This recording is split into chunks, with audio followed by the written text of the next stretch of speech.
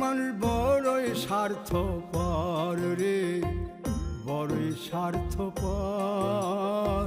বুকের মাঝে জায়গা দিলে যতন কইরা ভাঙ্গে রে অন্তর। মানুষ বড়ই স্বার্থপর রে, বড়ই স্বার্থপর।